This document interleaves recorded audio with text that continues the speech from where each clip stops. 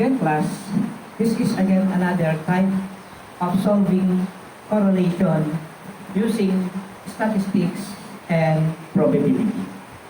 Please listen to this because this will be used by you in testing your hypothesis, in making your thesis writing.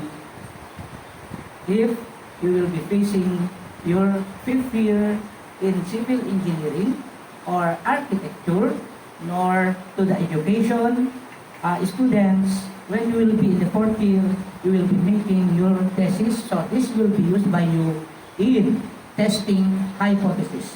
Because there are two ways in testing hypothesis. HO, hypothesis rejected. HA, hypothesis accepted. So please, again, repeat viewing my videos and then refer to your module in TELED site through TELED Education ISU Ilagan. Now, please again listen to this explanation of mine. So we know that correlation is a measure of two variables. So represented by X and Y.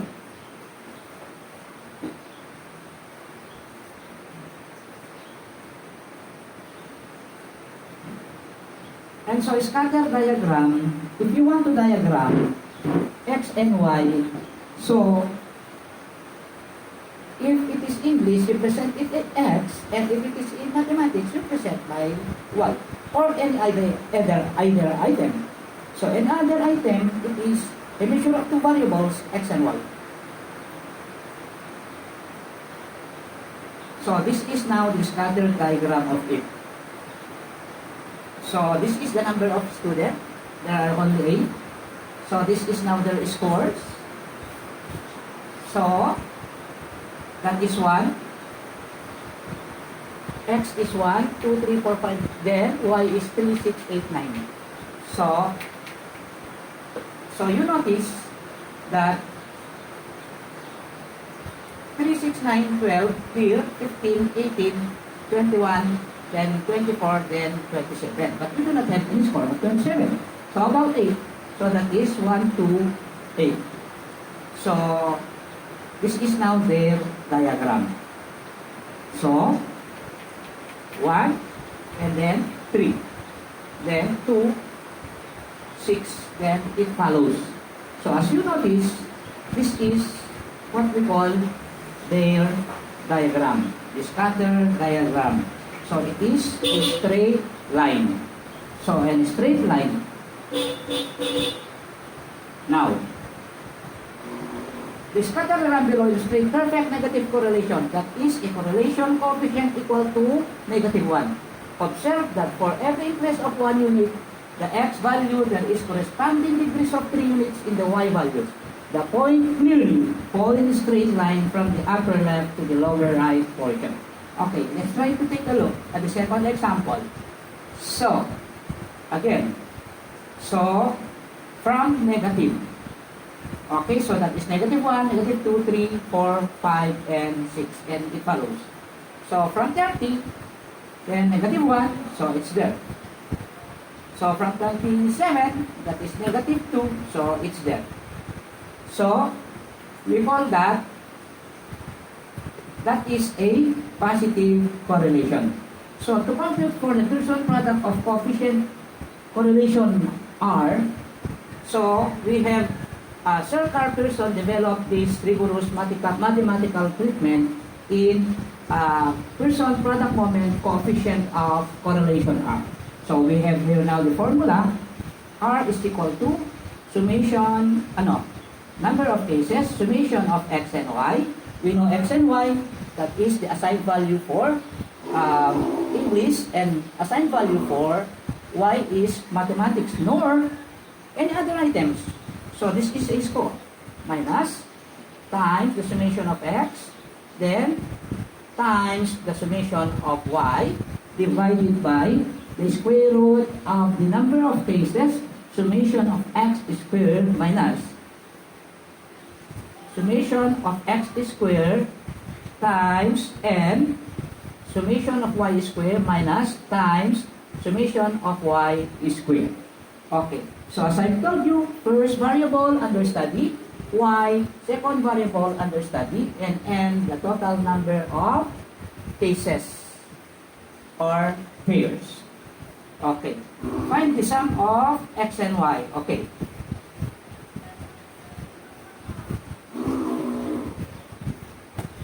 Now, so please study this because this is how you test now your hypothesis in the future.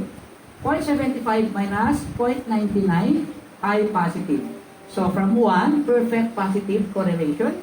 0.51 to 0.74, moderately high negative correlation. Then 0.31 minus 0.50, moderately low positive negative correlation. 0.01, then 2.30 low positive negative correlation. So if there is a zero hypothesis, no correlation. Now, so I have here now an example. So this is your base. So math, X, then science, Y.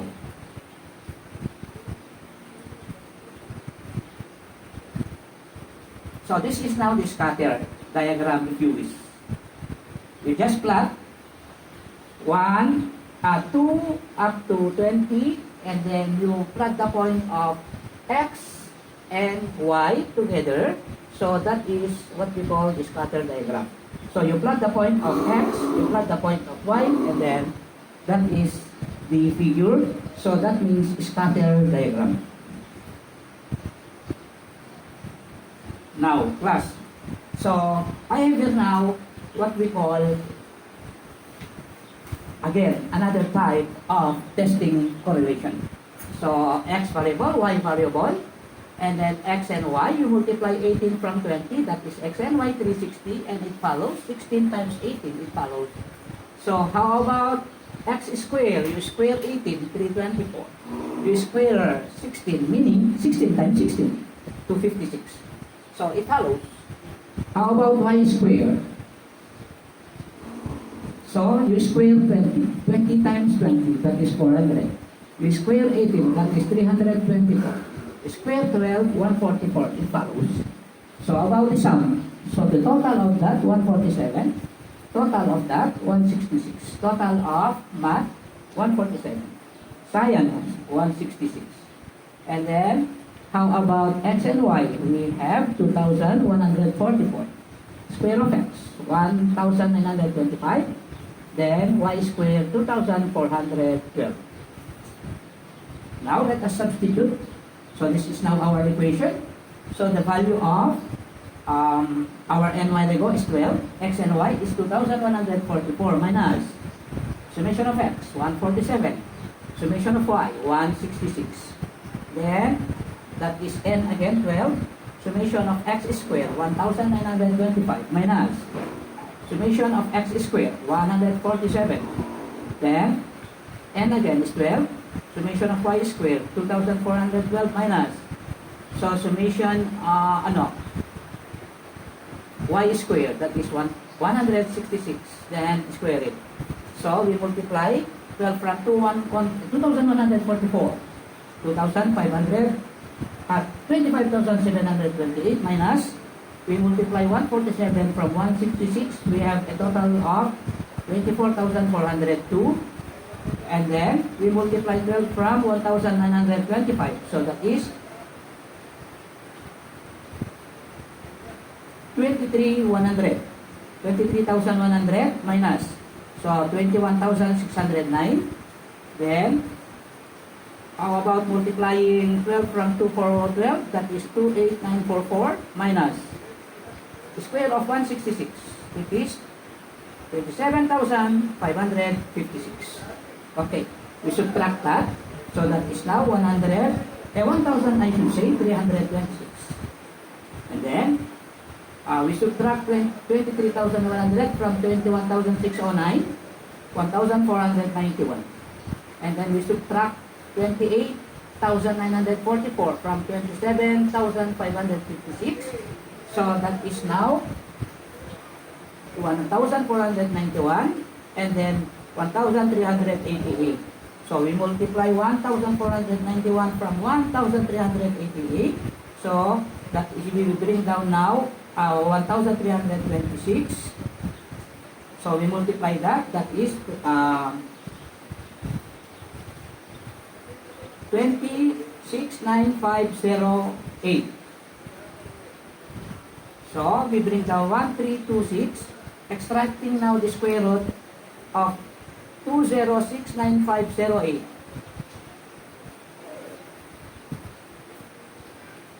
So that is 1,438.578. So again, before you divide, you first extract the square root of 269508. So what is the square root? 1438.578. So we simply now divide 1326 from 1438.578. So rho or the correlation Pearson product moment is equal to 0.92. So if you cannot get my explanation, please review my video. Okay. So, as I told you, we have two significant relationship between the two variables. Then, there is a significant relationship between the two variables. No HO, HA,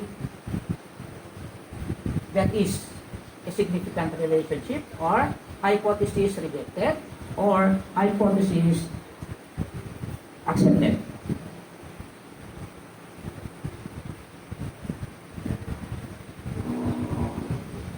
Okay, that's all for now for our Pearson product moment of correlation.